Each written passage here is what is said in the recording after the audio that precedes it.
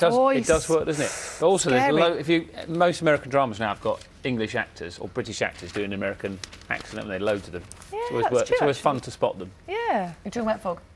Yes. You want me to move on? No, right, let's talk about I fog. didn't. Frozen fog vortex, says the papers today. The weather's causing quite a few issues, so let's find out exactly what is happening. Here's advice. We're here with Simon Wood, who's a former MasterChef winner, now a full-time chef. Morning, lovely to see you. Thanks so much. And when you're cooking, do you consider, am I overdoing it? Is it over-browned? Is it if it's slightly on the burnt side? The other thing is, for example, they're talking about bringing the temperatures down that you cook. Can you cook a roast in a low temperature, for example? I think it's possible to achieve cooking things well at a low temperature.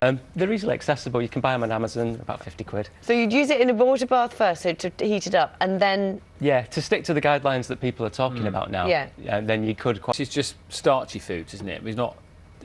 in terms of this advice. The water bath...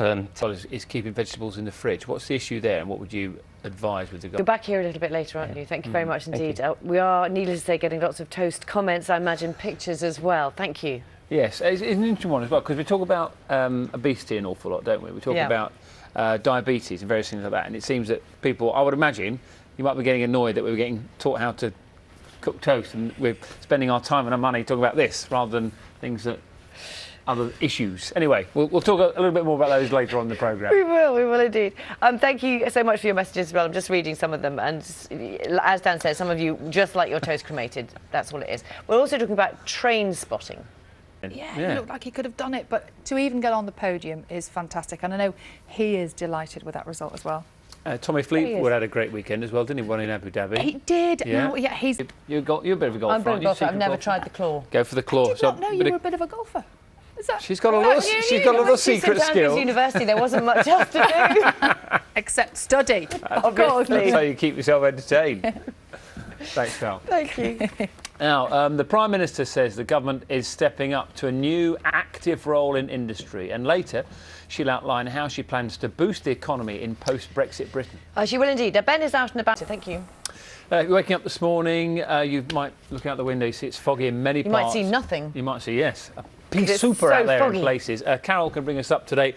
Thank you very much for your time. You are watching Breakfast. It's 7:20. Lots of you probably having problems actually with the fog and the ice out there, but Carol has all the gritty details for us. Morning. Good morning, thanks. Cluster of rural villages in the mid-60s. Milton Keynes was conceived 50 years ago as a brand new town to ease the housing shortages in London. In the decades that followed, it became the UK's fastest growing economy, and while some people associate it with endless roads and roundabouts. Oh yeah, the roundabouts. Yep, those who live there have a very different view. Breakfast Graham Satchell has been to see how the town is evolving.